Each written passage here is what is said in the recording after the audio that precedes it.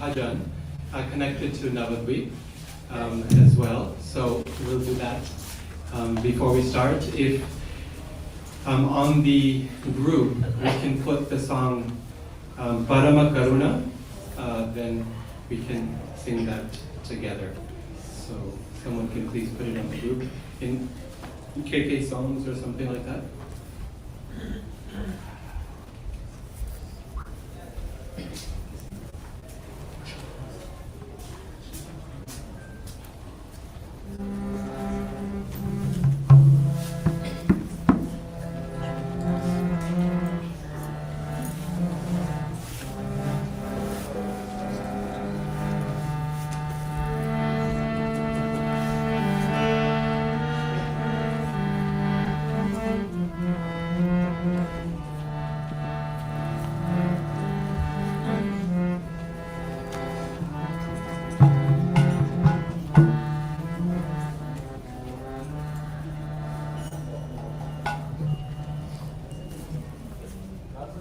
So this is a beautiful song by Lochan Das Thakur, and one characteristic of Lochan Das Thakur's poetry is that he always wrote in very simple Bengali. So Bengali in general, the Vaishnava poets, the Gaudiya Vaishnava poets wrote in this language because it was their language, and also it was understandable to the masses rather than Sanskrit, which is very difficult for most people to understand, even in India. But Lochan Das Thakur's poetry is particularly, even amongst the very easily understandable Sanskrit, it's very easily understandable. So I encourage you to follow along in the meaning as well as you're singing the verses and meditate on its beautiful, very simple and direct message he has. Everyone has it? Everyone has found it on their phones? Yes. Parama Karuna Bahudui Jana Nitai Gaura Chandra Parama Karuna Bahudui Jana Nitai Gaura Chandra Parama Karuna Bahudui Jana Nitai Gaura Chandra Parama Karuna Bahudui Jana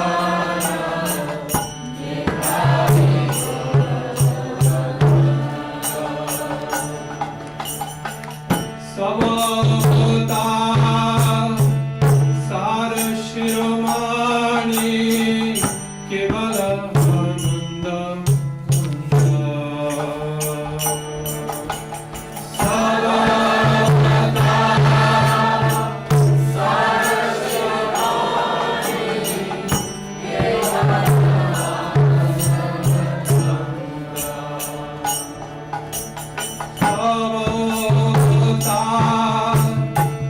Sara Shiromani Kevala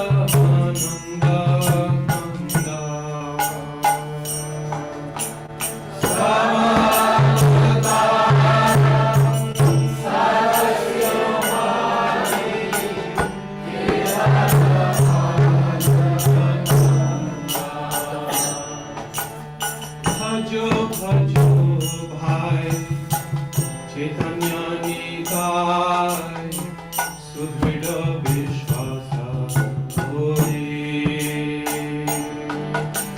Bhajo bhajo bhai Chaitanya Nitai Sudhvida Vishwasa Hori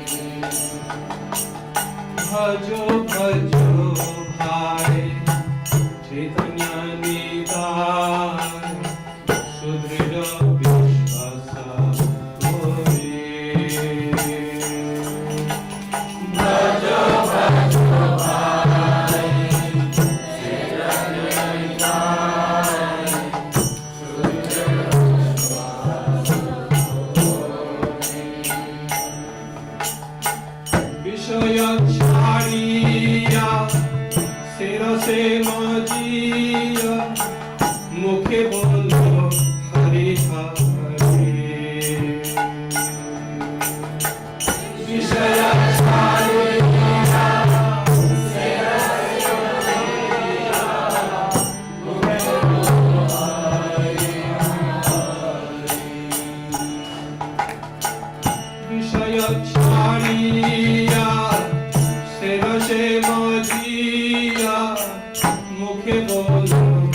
Hari Hari.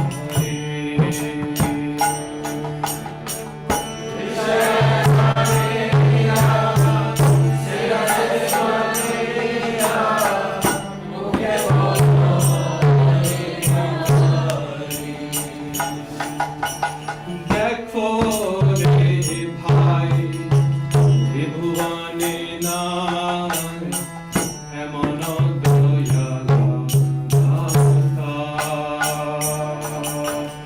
দেখো রে ভাই ত্রিভুবনে নাই এমন দয়াল দাতা।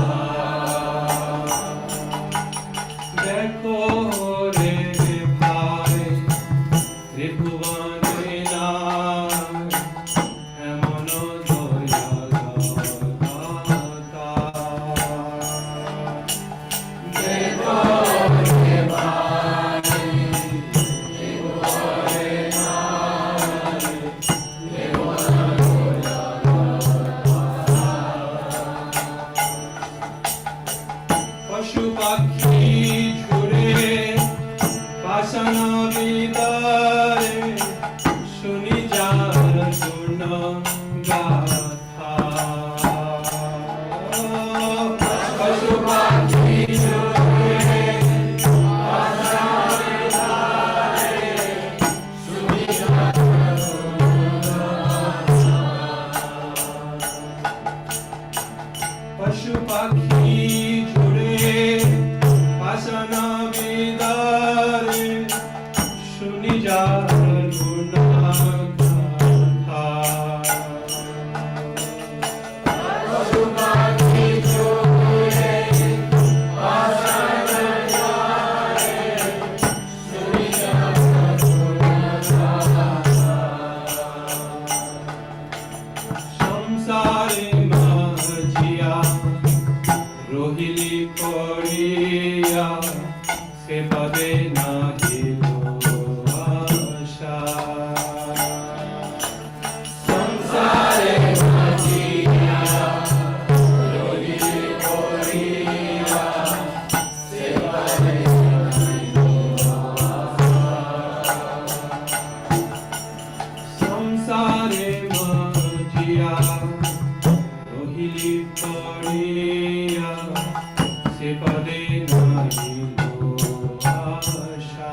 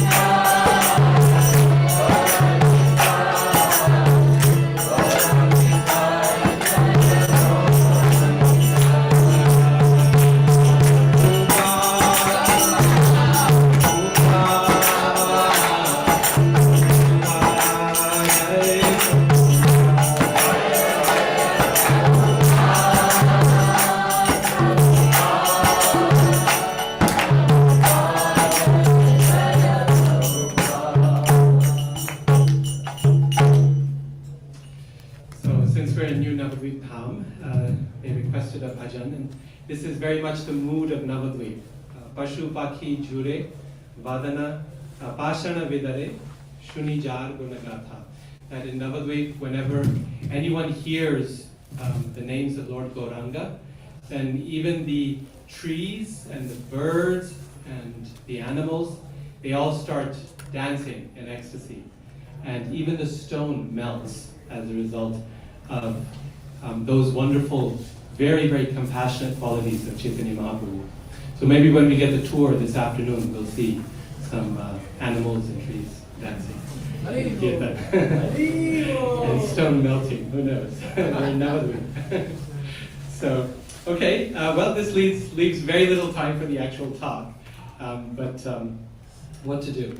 So, I wanted to continue with the discussion of the Bhagavad Gita in the Srimad Bhagavatam.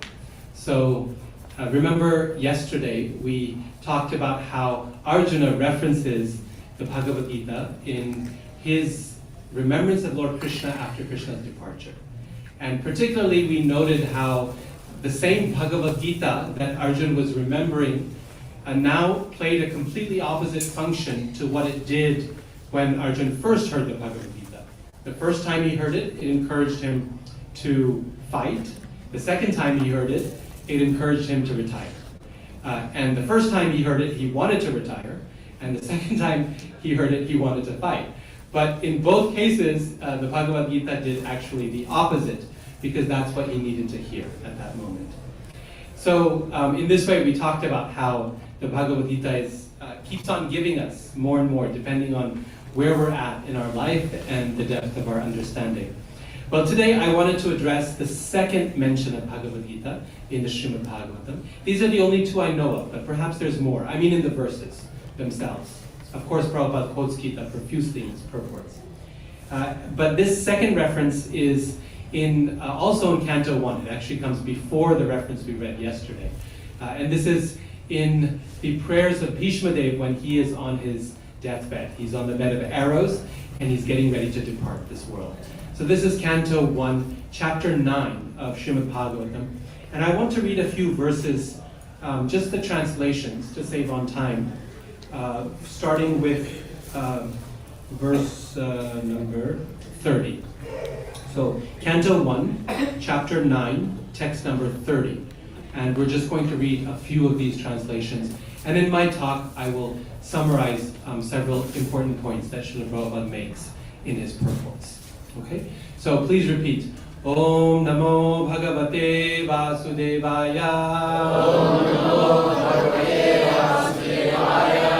Om Namo Bhagavate Vasudevaya. Om Namo Bhagavate Vasudevaya. Om Namo Bhagavate Vasudevaya. Om Namo Bhagavate Vasudevaya. So 1, 9, 30.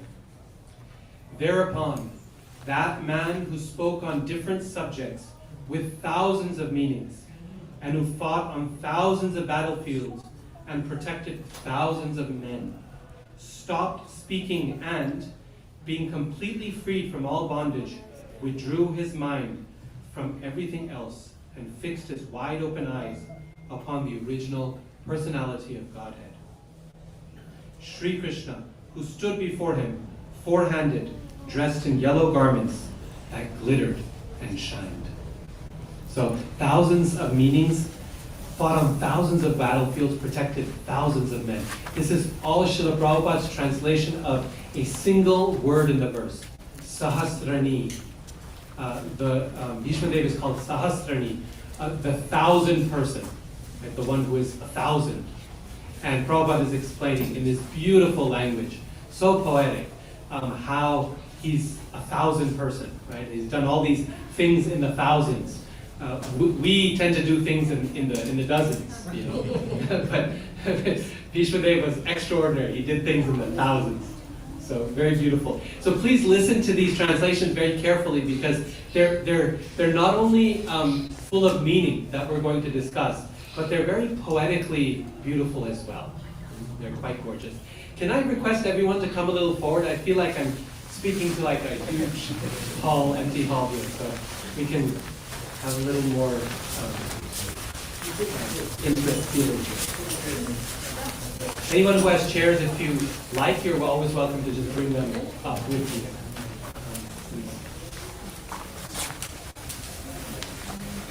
This is much nicer.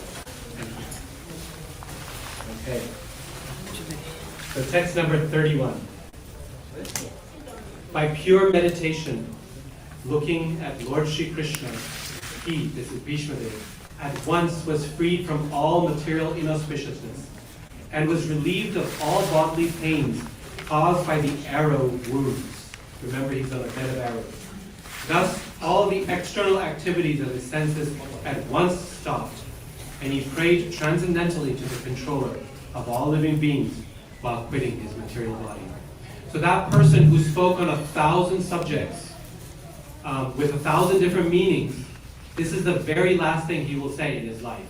Right? So you can imagine, Bhishma Deva has the ability to die at will. No one can force him to die. So there's no dying by accident in his case. That, oh, we died and the last words that came out were, something terrible. No. He can choose exactly what he wants, when he wants to leave, and therefore the circumstances of his death, and what he wants to say, and what he wants to think about. So just imagine that. This is a Mahajan. He's fought 1,000 battles in his life. And now this is the very last thing he chooses to say. So it's going to be good. This is to Krishna, who's standing right there in front of him. Bhishma Deva said, "Let me now invest my thinking, feeling, and willing, which were so long engaged in different subjects and occupational duties, in the all-powerful Lord Krishna, Lord Sri Krishna. He is always self-satisfied, but sometimes, being the leader of the devotees, he enjoys transcendental pleasure by descending on the material world, although from him only the material world is created." 33. Sri Krishna is the intimate friend of Arjuna, Vijaya Sakhe. He has appeared on this earth in his transcendental body, which resembles the bluish color of the tamal tree. His body attracts everyone in the 3 planetary systems, upper, middle, and lower. May his glittering yellow dress and his lotus face, covered with paintings of sandalwood pulp, be the object of my attraction, and may I not desire fruit and results. On the battlefield, where Sri Krishna attended Arjuna out of friendship, the flowing hair of Lord Krishna turned ashen due to the dust raised by the hoofs of the horses. And because of his labor, beads of sweat wetted his face. All these decorations, intensified by the wounds dealt by my sharp arrows, were enjoyed by him. Let my mind thus go unto Sri Krishna. In obedience to the command of his friend, Lord Sri Krishna entered the arena of the battlefield of Kurukshetra between the soldiers of Arjuna and Duryodhana. And while there, he shortened the lifespans of the opposite party by his merciful glance. This was done simply by his looking at the enemy. Let my mind be fixed upon that Krishna. When Arjuna was seemingly polluted by ignorance upon observing the soldiers and commanders before him on the battlefield, the Lord eradicated his ignorance by delivering transcendental knowledge.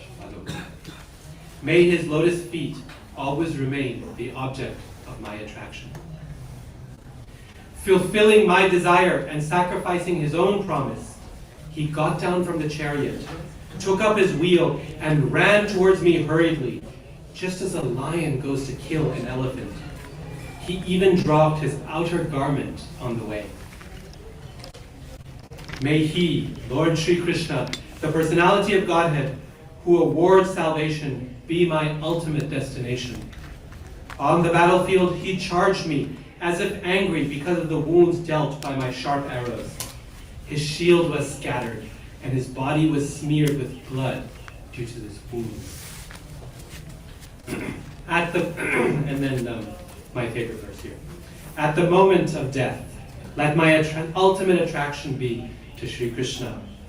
I concentrate my mind upon the chariot driver of Arjun, who stood with a whip in his right hand and the bridle rope in his left, who was very careful to give protection to Arjuna's chariot by all means. Those who saw him on the battlefield of Kurukshetra attained their original forms after death.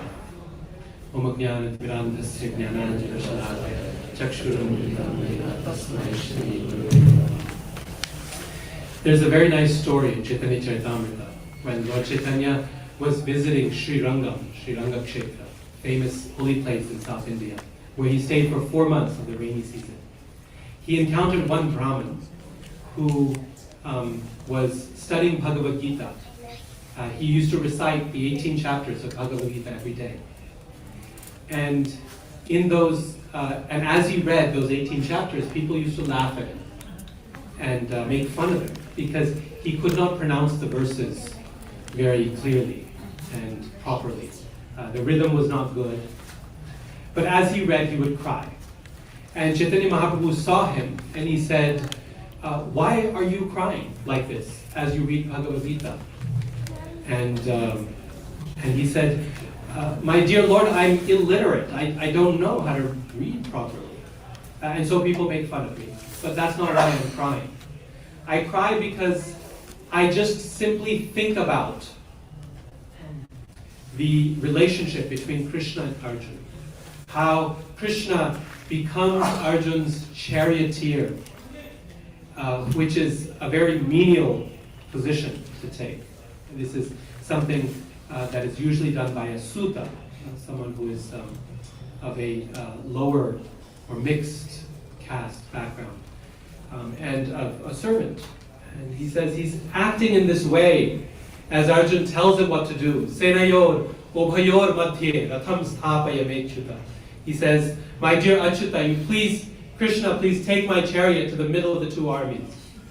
And Krishna is not questioning, he's doing it. And just thinking about that beautiful scene, the same scene Bhishmadev is describing here, I can't stop crying. And Chaitanya Mahaprabhu then picks him up and embraces him.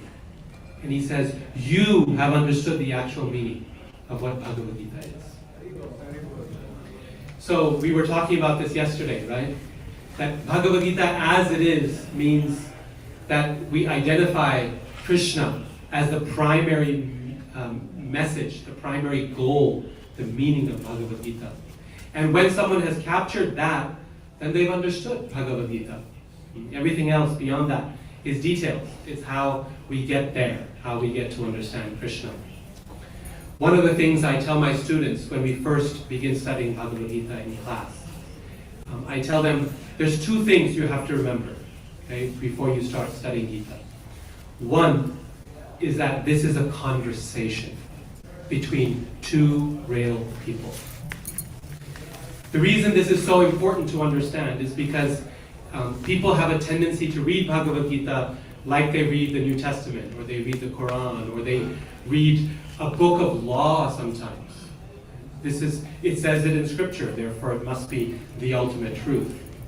When in reality, the Bhagavad Gita has a wonderful flow, like a conversation.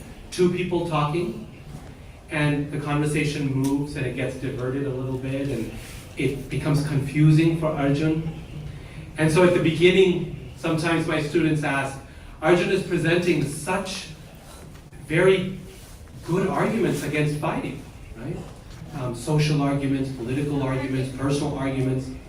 It's a very good anti-war description. And Krishna's response to that is Kutastva Kashmanamidam Vishame Samupasatam Anarya Jushtam Asvagyam Akirti Karamarjuna. His response to that is basically, Arjun, be a man. Pick up your bow and fight. Otherwise, everyone will laugh at you. How will you show your face to the women at home? Right? And the students are like, this is not very convincing. Like, really? Be a man is the best Krishna can do? And I tell them, well, it's also not very convincing to Arjuna. Right? We have to remember it's a conversation. Krishna is trying one thing, which is not false, but it's not his highest message. And Arjun hears it and he says, no. I think it's better to die being killed by them.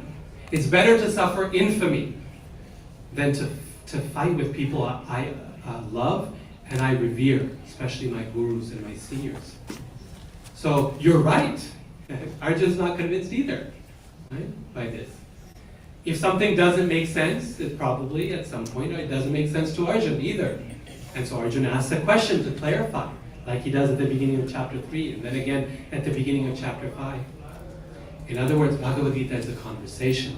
And a conversation can only happen between two people, not between machines. It can't happen between two law books.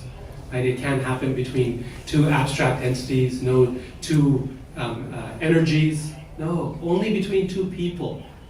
So think of Krishna as a person. One of my students was so taken by this last semester that every response paper she wrote to every chapter of the Gita, I asked them to write a 2-page response paper. Every response paper she wrote, she was going, wow, I see the personal aspect here.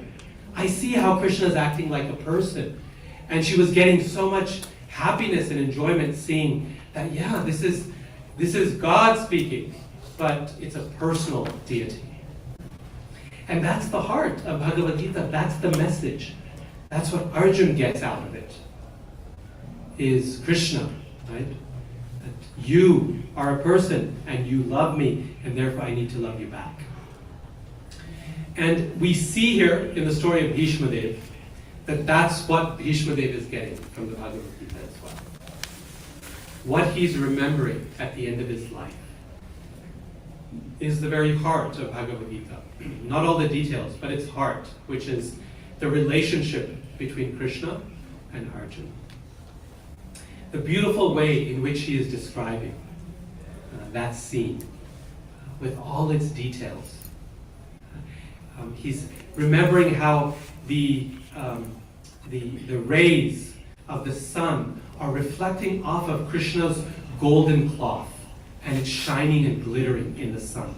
Prabhupada mentions in the purport, he highlights this, that Bhishma Dev is specifically mentioning this detail because he remembers this from his time in the battlefield. You see, all of us in our practice of Krishna consciousness, we have many different experiences. We work very hard to practice, to serve. We struggle often in life's trials. We're often on battlefields, metaphorically speaking at least. Right? We have our struggles, we have our difficulties, and we try to take shelter of Krishna. Every once in a while in our lifetime, we have an experience of Krishna's reciprocation that sticks with us, right? That we hold on to. And the way we know that that experience is impactful is because even the smallest detail of that experience you can remember as if it was yesterday. And this is what Bhishma Dev is going through. He can remember the smallest little thing. He remembers how when Krishna is running towards him, he drops his top cloth along the way. That to Bhishma Dev is something very joyful, very palatable, very exciting, because he's thinking, wow, Krishna is in such a rush that he lost his clothing along the way. He dropped it. And he says Krishna is running towards him like a lion chases after an elephant. So who's the lion here? Krishna. Who's the elephant? Bhishma. So why is Bhishma comparing himself to an elephant? Is he being proud here? Is he being arrogant? An elephant is a really great animal, very powerful. And why is he comparing himself to an elephant? What do you think? Slowness. Not because of slowness. A lion is very, very fast, right? He can reach him. But why doesn't he compare himself to a rabbit, for example, which a lion can certainly attack? Yeah. He wants to glorify Krishna. Yes, and how does that glorify Krishna? Because the lion is much more heavier and stronger than a tiger. Yes. So when a lion is attacking someone, then the saying that the lion killed a rabbit, everyone goes, oh, okay, big deal, right? So was he a sick lion? Was he weak? Was he old? What went wrong, right? Why was he attacking a rabbit? But when you say a lion killed an elephant, now there's a question, right? It's iffy. Means sometimes lions kill elephants and sometimes they don't manage. They can even break their leg if they get trampled under the elephant, right? So to say that Krishna is attacking an elephant glorifies Krishna, right? By the devotee presenting himself in that way. This particular mood of Bhishma Dev. Bhishma Dev is Krishna's eternal servant. He's in Dasya Ras. But Dasya Ras is one of the primary rasas. Right? There's 5 primary rasas. Dasya, Shanta, Dasya, Sakhya, Vatsalya, and Madhurya, or Shringara. So he's in Dasya, he's a servant. But the primary rasas are often mixed with secondary ones as well. And the secondary one that he remembers the most, right? These secondary ones are secondary because they come and they go. They don't stay completely. Just like joking or hasya is a secondary mood that a devotee has in relation to Krishna. Secondary because no one jokes and laughs all the time, right? You can't keep going, you have to stop at some point. So it comes and it goes. But if there's a particularly funny moment, you remember that, right? Like, oh gosh, we were laughing so hard that day. We were on the ground, we were rolling. You remember that. So when the secondary rasas rise, they often create remembrances that you can't forget. And in this case, the secondary rasa that arose at that moment was virya, or chivalry. He's being chivalrous. He wants to serve Krishna in a chivalrous mood. Which means, Krishna, I dare you, come fight with me. Try it out. Because you may be a lion, but I'm no rabbit. I'm an elephant. And it's going to be tough for you. It's going to be tough for you, not just because I'm so strong, but also because your hands are tied. Right? How is Krishna's hands tied? He made a promise, right? He took a vow that he will not pick up any weapon on the battlefield. So Bhishma is saying, now you try. You're an elephant and your legs are tied. And now you try attacking me and see what you can do. And Krishna takes the challenge because Krishna loves a good match. This is one of the reasons he comes to the material world, is because he can have a real fight. In the spiritual world, a real fight is difficult because the coward boys are ultimately his friends. And so they wrestle, but it's not a real fight. There's no danger involved. Right? No one's going to kill anyone.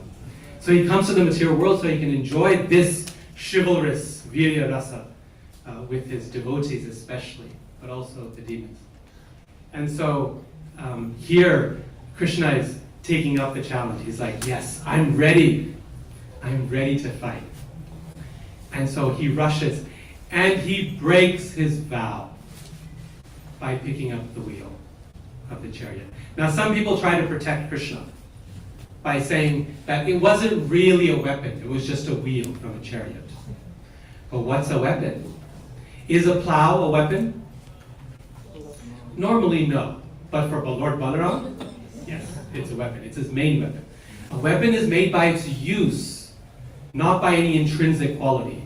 Right? I can take this cell phone and make it a weapon if I throw it hard enough. Right? And no court of law will say, well, that was just a cell phone, so you're off the hook. No, that'd still be assault, because I used it as a weapon, right? So the Vaishnavacharyas don't let Krishna off the hook. They say, no, Krishna broke his vow. And as Maharaj was saying in this morning's class, right, Guru Prasad Maharaj was saying, that in the fight, in the competition between the Lord and the devotee, who wins? The devotee wins, right? And who does Krishna want to win? The devotee. He wants the devotee to win. And Bhishma Dev, this is his excitement, right? He wants to show the world what Krishna is willing to do for his devotee. Right? He's Achyuta. He never fails when it comes to protecting his devotee. So Krishna is running there, and he's dropping his top cloth along the way. And That man who had fought on 1,000 battlefields and protected 1,000 people, that person, at that moment, he decides, this is it. I'm not going to fight anymore. This is the moment I've been waiting for my whole life. Every battle I fought in this life has brought me to this point of Krishna meeting me on that battlefield. So when we meet, now I'm not going to fight anymore. And so he throws down his weapon, his bow. Right? Just like Arjun couldn't hold his bow. In this case, he's throwing down his bow. And puts his hands out. And he says, come, attack me. I did this just to watch you do this. Right? Now I have no desire to win. Right? You can kill me. I don't mind. And Prabhupada explains in the purport that Krishna ran towards Bhishma Dev as a lover runs towards his beloved. That was the passion, the love with which Krishna ran towards Bhishma Dev. Just before this, Bhishma Dev had been shooting arrows at Krishna. This is not very appropriate. You don't attack the chariot driver. You don't attack someone who has no weapons. That's against the basic rules of a Kshatriya. But Bhishma Dev didn't care. He, again, was in this chivalrous mood towards Krishna. And he wanted to fight Arjun. But what he was really after was to provoke a reaction from Krishna. That was his real intention. And so he shot these arrows at Krishna. And they hit him, and they drew blood. And Prabhupada again explains in the purport, quoting Srila Vishwanath Chakravarti Thakur. He says that the shower of arrows from Bhishma Dev on Lord Krishna was like a shower of roses from a lover to the beloved. And when they hit and pierced his body, it was like the bites that a lover gives in love to the beloved. That's what Krishna was feeling as his devotee attacked him with weapons. At this point in his life, Bhishma Dev is going back and remembering. There are so many times he's seen Krishna. There are so many opportunities he's had to serve Krishna. There's so many miraculous things he's seen Krishna do. But his mind goes back to this moment, this vision of Krishna sitting on the chariot with Arjun behind him. In his right hand, he's got a whip to use for the horses. And in his left, he's holding the bridle rope. Right? This is the pose of the charioteer. This is the pose of Parthasarathi, of Krishna as the chariot driver of Arjun. And he's remembering that Krishna is covered with beads of sweat because it's hard work being a charioteer to control 4 horses. Right? And his face is ashen. His beautiful complexion as a rain cloud, right? The monsoon rain cloud, that has been darkened yet further by the dust kicked up from the hooves of the horses. You see the chariot, the warrior is up above on the chariot, up here, so he can see everything above his heads. But the charioteer, the chariot driver, is down at the level of the horses. So all the dust from the battlefield is kicked up into your face from the hooves of the horses and also the other animals and soldiers and everything around. Right? And that dust is covering Krishna's complexion, with his silken yellow cloth still glinting in the rays of the sun. And that vision of Krishna and Arjun, Prabhupada says something very, very nice. He said this vision, this beautiful vision, Krishna offered just to Bhishma Dev, not even to Arjun. Arjun could not see Krishna as Parthasarathi. Why? He's behind him, right? So he couldn't see this beautiful vision that Bhishma did. This whole pastime was arranged just so Bhishma Dev could see that form of Krishna that he loved so much. Of all the Pandavas and all the Kauravas, Bhishma's favorite was Arjuna. Right? And he always loved him very, very dearly. And Arjuna was Krishna's best friend. Twice, 3 times in these verses, he says, Vijaya Sakhe, Partha Sakhe. He refers again and again to Krishna as Arjuna's friend. His 2 most favorite people in the world, Krishna and his ideal devotee, his friend, Nara and Narayan. This is the vision that he wanted to see.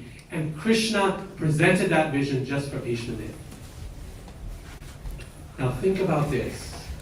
Bhishma Dev is there on the battlefield. He's fighting. He's being attacked by Arjuna. And as he's being attacked, eventually those arrows go through his body. Every limb of his body, so that it creates a bed of arrows. And anyone looking at that might think, what is this? Why do Krishna's devotees suffer so much? Why does Krishna not protect his devotees? People many times they ask this question. They say, what is the use of Krishna consciousness? When it looks to me that the devotees suffer as much as everyone else, maybe even sometimes more. So this doesn't look like any help. It doesn't look like anything useful. But no one knows. No one knows what goes on in the heart of a devotee. Anyone looking at this scene, anyone watching a replay of it, would think what? Bhishma is suffering, Arjuna is cruel, and Krishna couldn't care less. He's standing there watching his devotee get pierced by arrow after arrow. Right? That's what the disinterested observer is going to see. The outsider. They're looking at this scene going, this is terrible. And yet, they don't know what the devotee is going through in that process. Every one of those arrows, as it pierces Bhishma Dev's body, feels like him, like the love bites of someone who is so dear. As each arrow pierces him and the pain he feels, he is looking at this vision of Krishna and Arjuna on the battlefield. And he is seeing the scene that he will remember till the last day he dies. He is seeing the most beloved scene he can imagine. He is remembering Krishna, and every moment he's feeling ecstasy. Pain, yes. The pain doesn't go away, but the ecstasy mixes with it to make it something unimaginably sweet, like Prabhupada described as like chutney. Good chutney is too hot to eat, Prabhupada said, and too sweet to resist. That's the definition of good chutney. It has to be too hot to eat and too sweet to resist.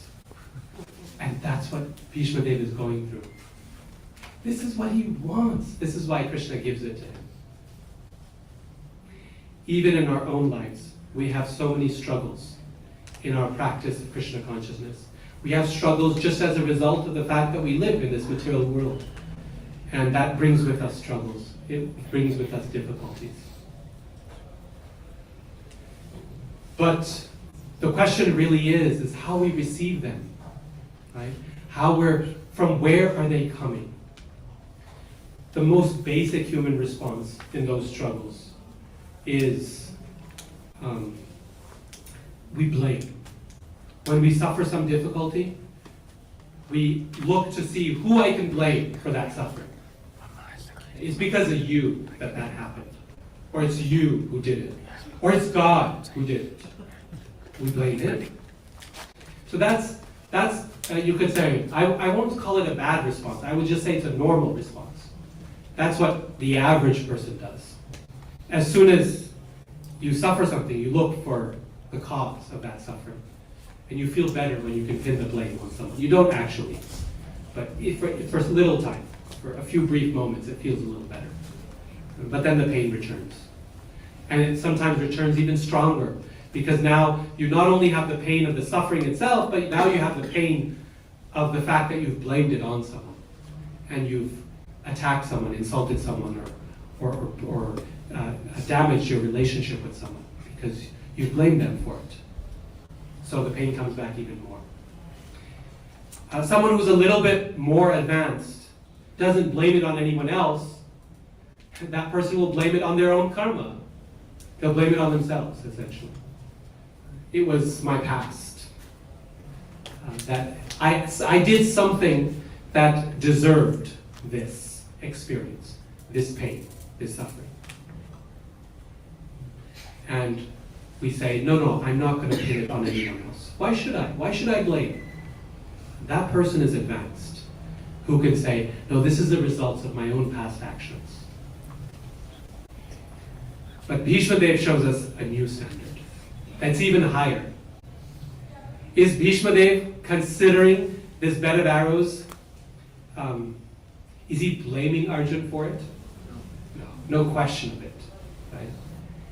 Is he considering it the result of his own past bad karma? No. This is the best moment of his life. So it's not his bad karma. What is he seeing it as? As Krishna's direct mercy on him. As an expression of Krishna's love for him.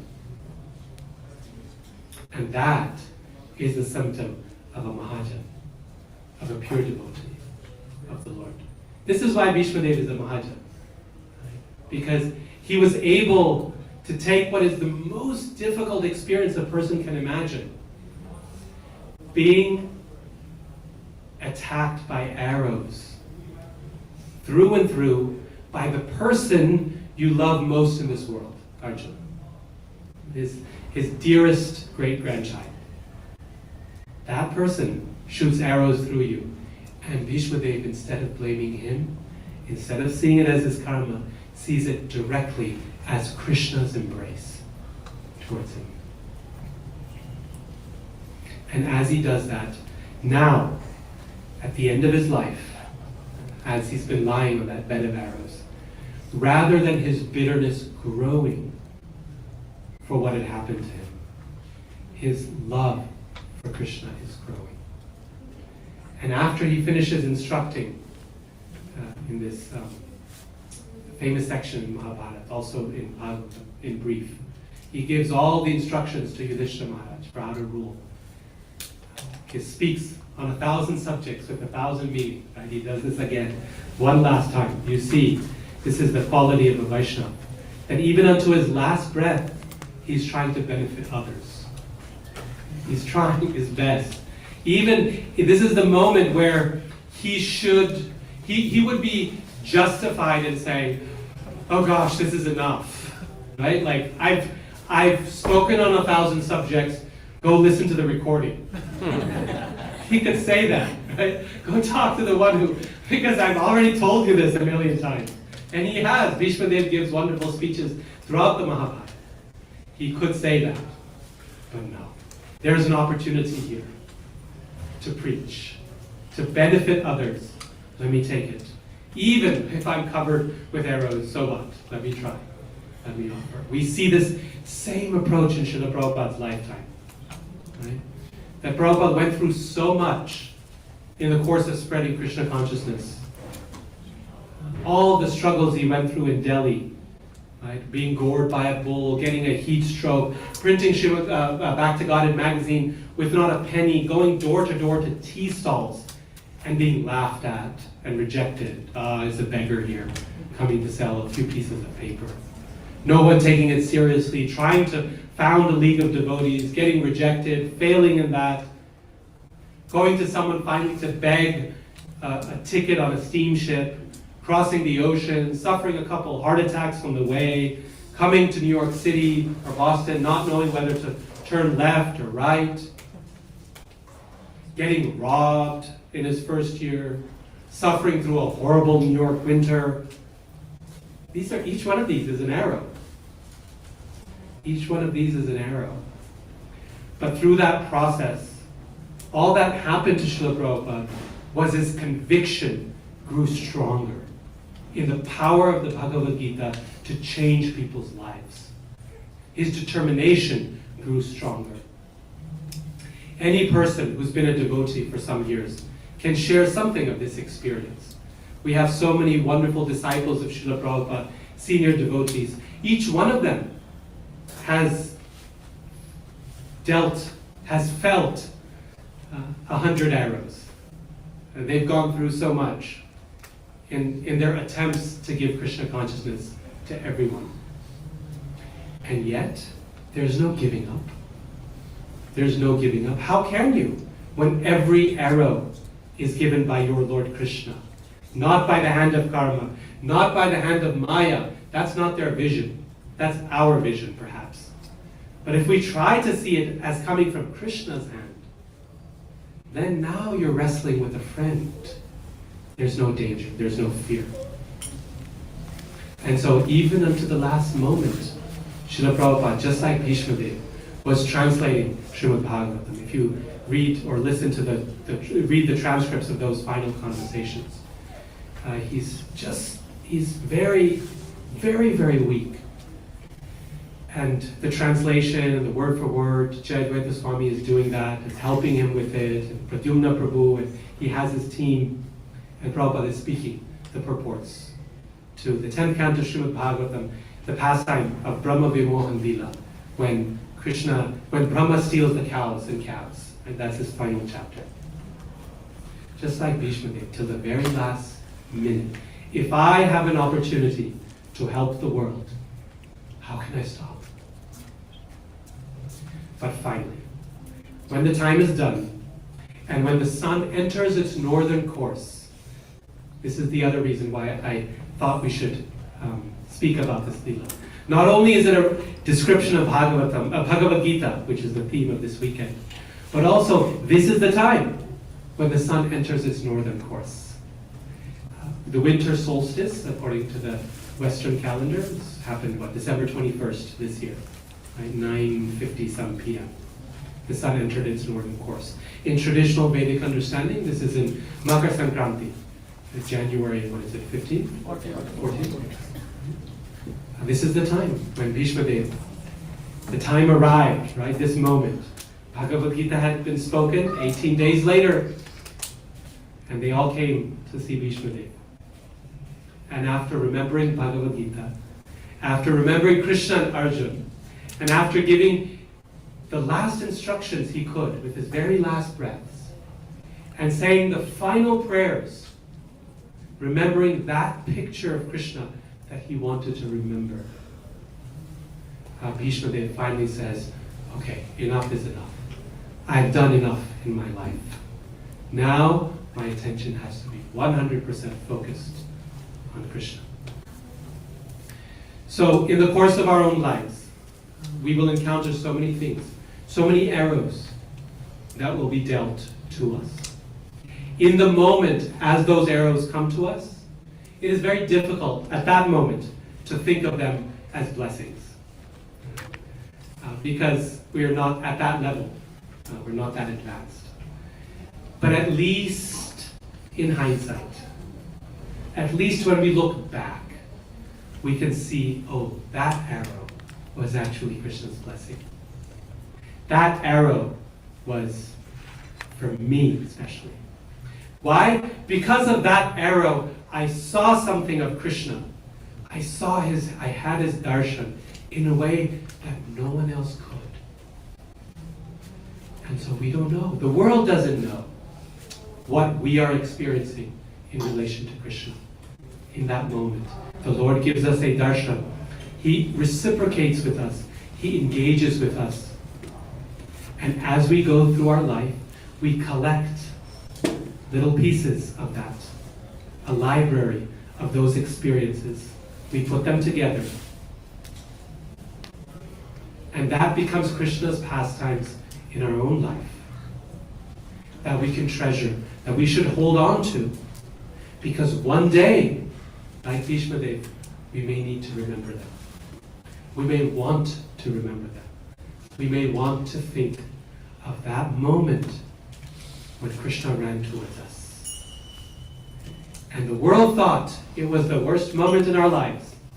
And yet we saw Krishna in that moment. And if we hold on to that darshan, and we have a series of them, and at the last moment of our life, we too can pray to Krishna and say, my dear Lord, I have fought 1,000 battles for you. Now, you please appear before me and let me see that picture which you showed me once in my life. That was my favorite picture of you. I want to see that vision again as I leave this body. Thank you all so much for your attention.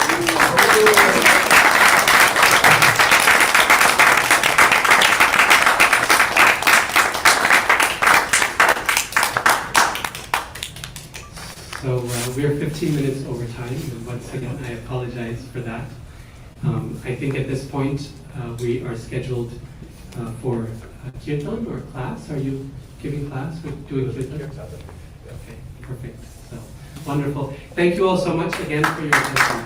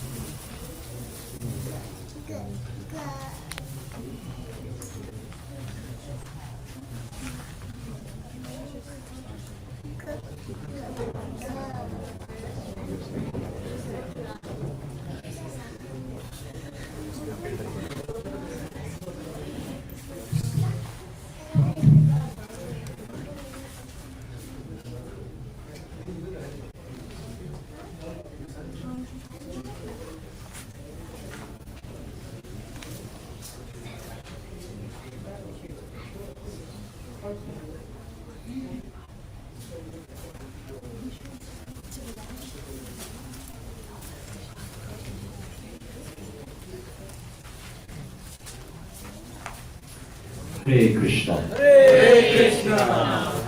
Okay, so what an amazing class. Bringing our minds to meditate on Krishna as he comes before us, even as an arrow. Challenge us.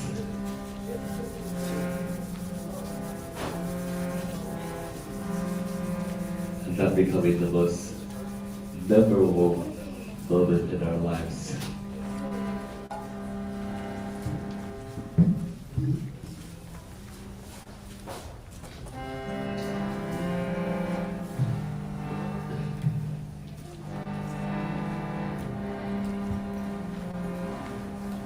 So we have 40 minutes to chant together. Let's see if in this 40 minutes you can really hold your attention on the holy name. That can be our challenge. It's always a challenge because the mind is chanchala. As Arjuna says in the Gita, chanchala hi mana Krishna. This mind is so flickering. It doesn't stay steady for a second. It's very, very difficult.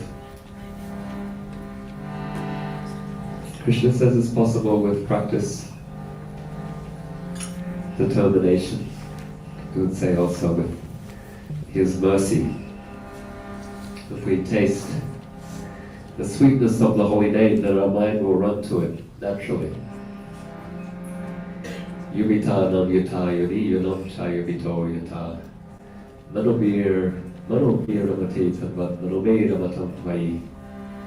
Just as young boys are attracted to young girls are attracted to young boys. In the same way, Krishna, let my mind be naturally drawn, attracted to you.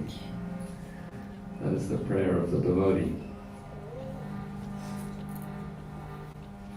So even if we don't have the taste for chanting, as Chaitanya Mahaprabhu says in his Shikshastakam, although you're here, Krishna, in your name, and I know you're here, and there's no rules for chanting, somehow my mind is not attracted.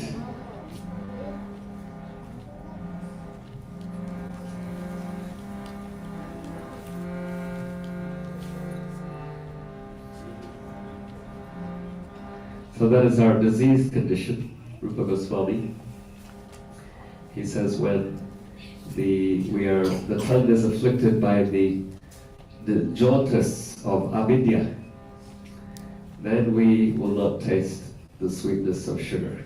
We won't taste the sweetness of the holy name. Once in Vijuna Maharaj, he got jaundice in South Africa for a few months. I remember this verse.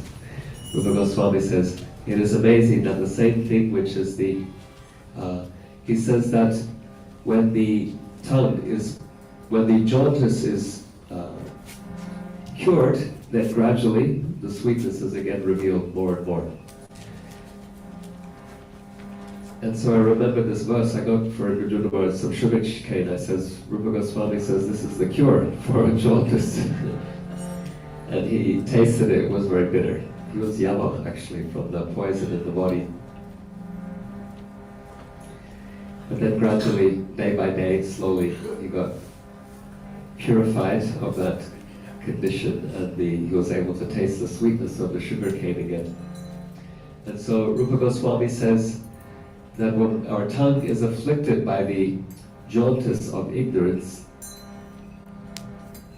by daily chanting the holy name, with attention, with determination, then the disease will be cured to the root, mulahanti, not a surface level curing symptoms like when you take a Panadol for your headache, but an actual cure of the deeper level condition. So let us try to focus ourselves to be attentive, and when the mind wanders, Krishna says in the Gita to Arjuna, bring it back. Not if it wanders, it will wander, but the practice is that we notice at some point, where has my mind gone now? Which planet has my mind disappeared to in this time, as I'm trying to focus on hearing the holy name? And bring it back. And the more times you do that, you start to create a habit of actually noticing where your mind is. When your mind is present and when your mind is distracted. So we go from not even being aware of our mind to being conscious of when our mind is somewhere else and when our mind is actually focused. And that's a change, that's learning, that's growth.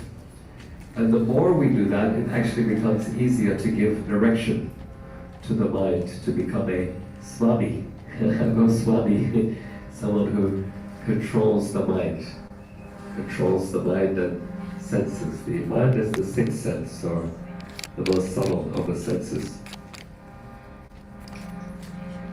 So the challenge for all of us today then, try to hear the holy name with your ear organ, but as well with your inner ear, that is your mind. Try to speak the holy name or sing the holy name with your mouth, but also with your inner tongue, your inner mouth, that is your mind. You'll notice your tongue might be singing the holy name, and the mind has some other kirtan going on, some other dalpa, some other discourse. What time is lunch? I'm hot, I'm cold, I'm tired, I'm weak, I'm this, I'm strong, So that of the kirtan we try to shut down by getting the mind to engage in Krishna kirtan. You up for the challenge? Yeah? We have some good support here. Help us with our challenge.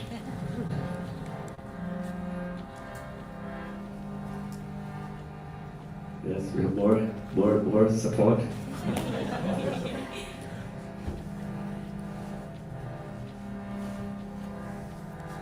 Hare. I guess we'll sing, pronounce first. Om Jnana Timirandasya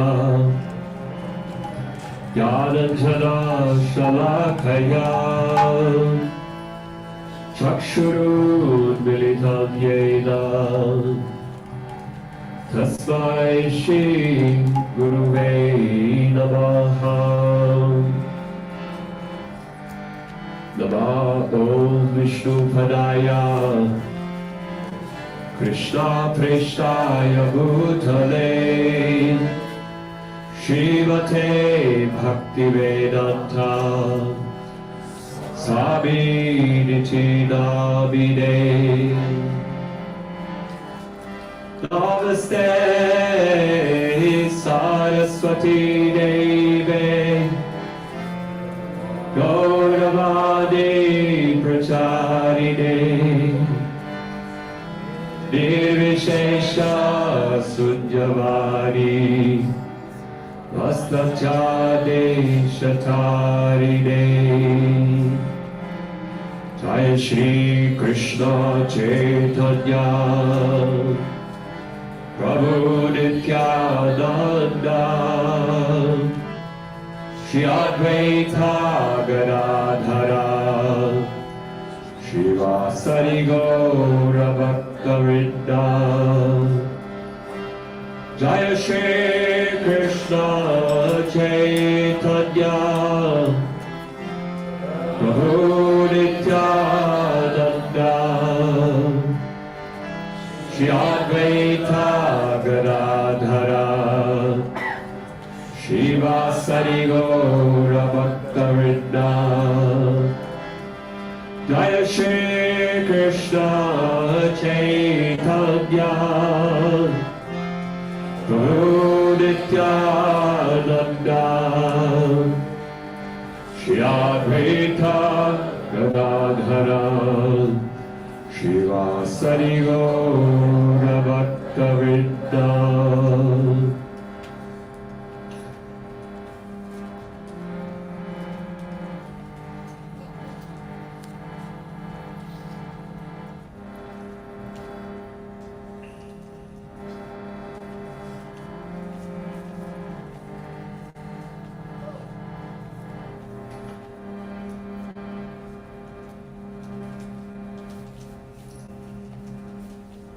Hare Krishna, Hare Krishna,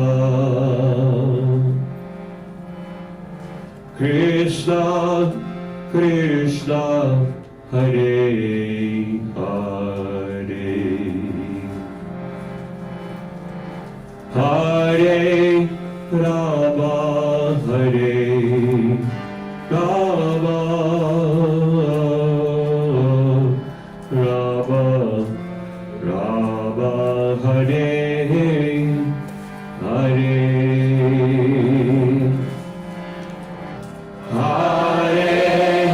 Krishna, Hare Krishna, Krishna Krishna, Hare Hare, Hare Rama, Hare Rama, Rama Rama, Hare Hare, Hare Krishna, Hare Krishna, Krishna Krishna, Hare Hare, Hare Rama, Hare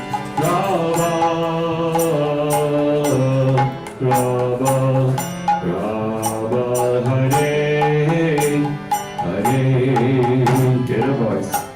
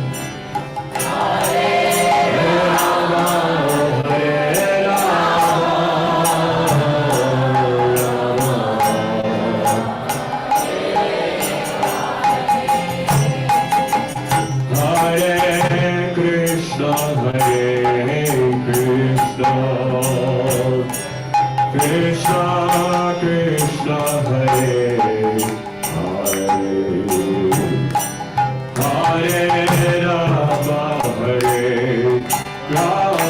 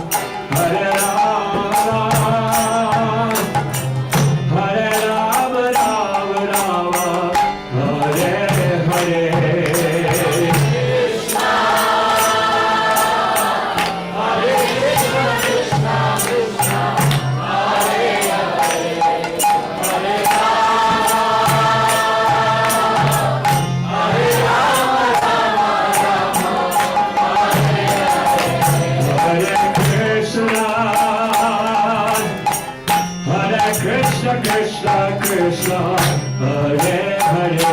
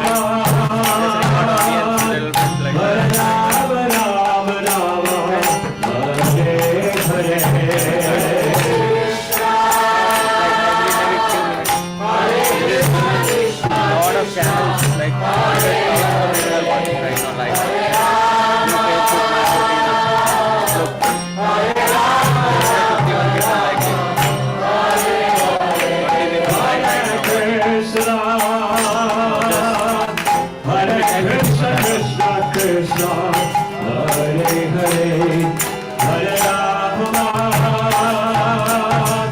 Hare Rama, Rama Rama, Hare Hare.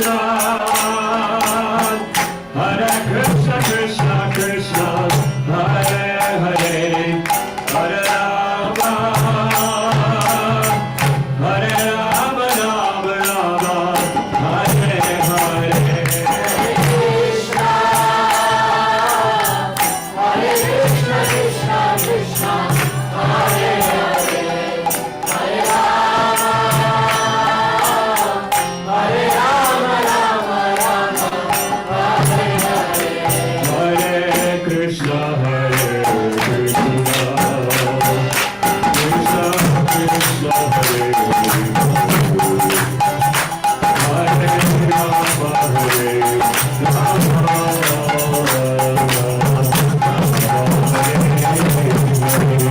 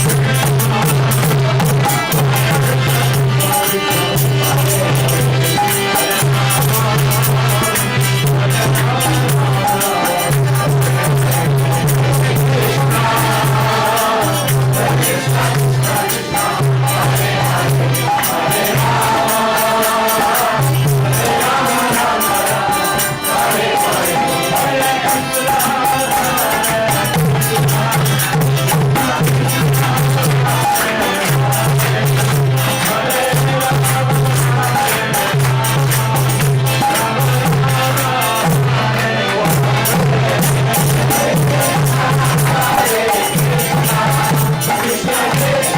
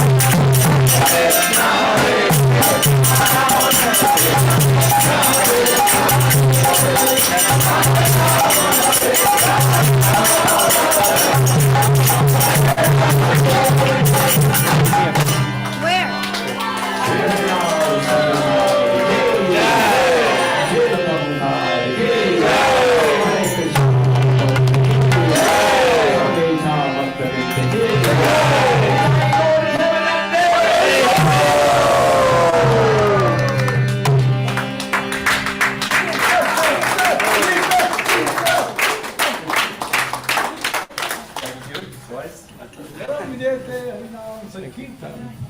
Jai.